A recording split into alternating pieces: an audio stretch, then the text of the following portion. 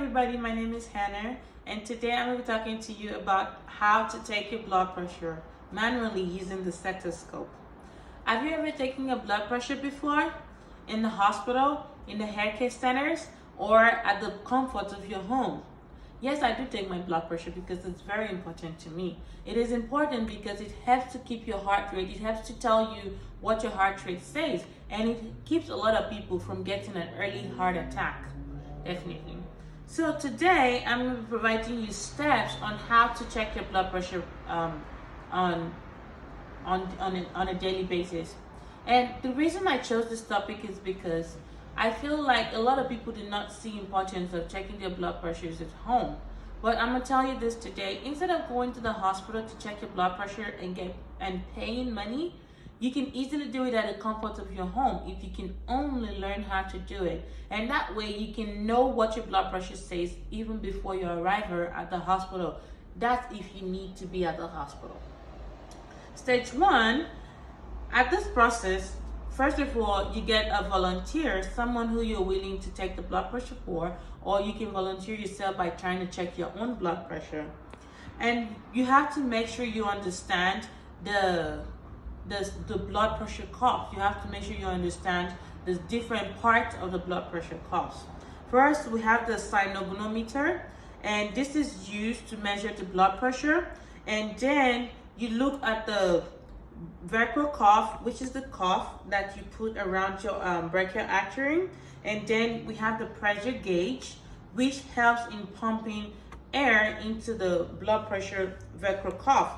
And also early marking of arrows as well. So you have to check the arrows that leads to your heart.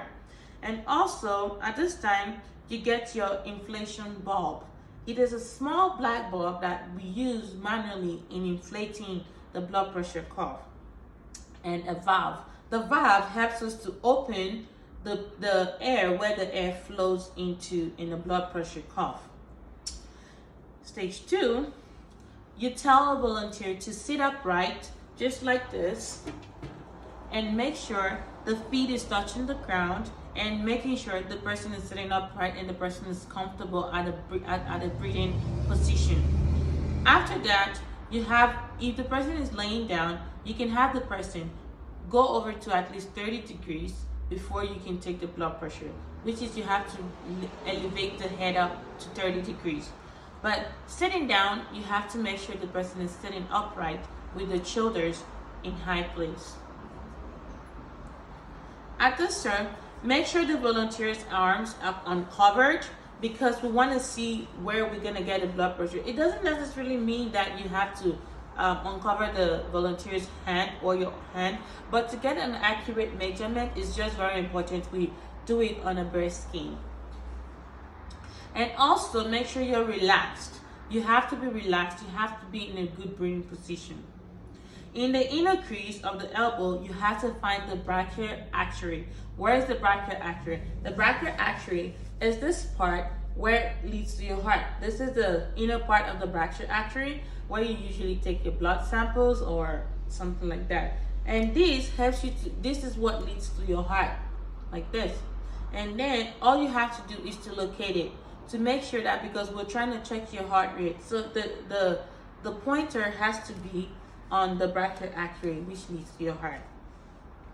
So after locating the brachial artery, you place the blood pressure cuff on your arm, and then make sure the instrument is at the heart to ensure an accurate reading. Before continuing, you place the ear tip of the stethoscope in your ears so you may be able to listen when you're taking the blood pressure, because you have to listen to the systolic and the diastolic sound. What is the systolic and the diastolic sound? The systolic sound is the sound that you first hear, and that is the upper number of the blood pressure. And the diastolic, meaning down, is where you get your blood pressure taken. That is the under number of which you get your blood pressure taken.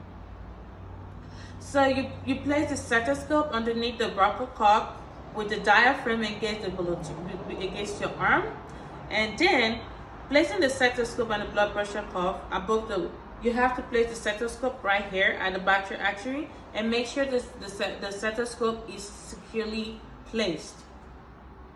Double check to ensure the blood pressure is secure on your arm or on your volunteer's arm. Then you slowly proceed in inflating the blood pressure cuff to an approximate of 160 or 180 milligram high. After that, once the pressure gauge shows up an indication of reach on 180, you slowly deflate the cuff by rolling the valve on the inflation bulb clockwise on a clockwise direction. Be sure not to deflate the cuff too fast or the reading will not be accurate. Make sure you listen to the first indication of the heartbeat, which is the systolic reading like I explained to you earlier. While looking at the pressure gauge, remember the reading of the systolic reading as the cuff deflates. Make sure you're slowly deflating the inflation bulb to listen for the diastolic sound, that is the down sound. Make sure you do not forget the systolic numbers. It's usually, for a regular blood pressure, it's usually like 120. It's usually like 90 to 120 for a regular blood pressure.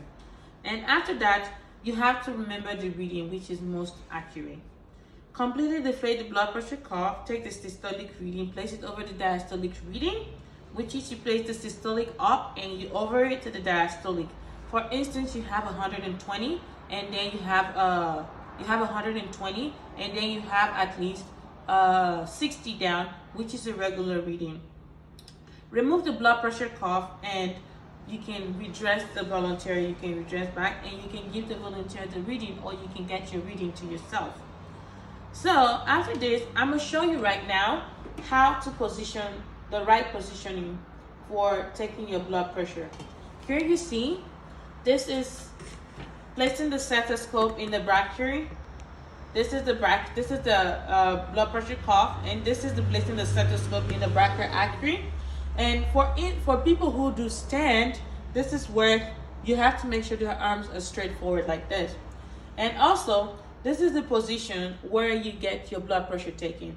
If you're sitting on a bed, you have to elevate between 30 to 90 degrees of your patient. And if you're sitting on a chair, you have to make sure you're sitting upright like you see here. And do not forget to place your arm on a pillow, on a table, and making sure your legs are uncrossed as well. And then after that, I'm going to show you this is how the stethoscope looks, the blood pressure cuff looks. And here we have a reading of blood pressure. So for a normal blood pressure is less than 120. And also for the systolic and the diastolic is less than 80. And for an elevated blood pressure, it's going to be 120 to 129 and less than 80 for the diastolic. And by the time you know it's going to an hypertensive stage, that is stage 1, it's going to be 130 to 139, and the diastolic is going to be between 80 to 89. And as at this point, when you get to high blood pressure, you can get hypertension too, which can cause a stroke, or it can literally cause you to get a stroke when you start reading anything 140 high over 90 for the diastolic. So, and I really wish that my explanation today helps you a lot on how to take your blood pressure. If you want more, you can always go through healthcare community to check the references, and you can check a lot of, like for me, I did it at Beavis Health, ABC Hypertension, and BMJ Books. And also, I went to the British Irish Hypertension Society for blood pressure measurement to get an accurate reading. And also, you can go to Dr. T.L. Lancaster, the Royal Modern Manual for Clinicals Nursing Procedures. And also, at this point, in conclusion, if you take this step, like I just said, you will get an amazing and a straightforward blood pressure taking. And I hope you enjoyed my video. Thank you very much, and do have a wonderful day. Bye.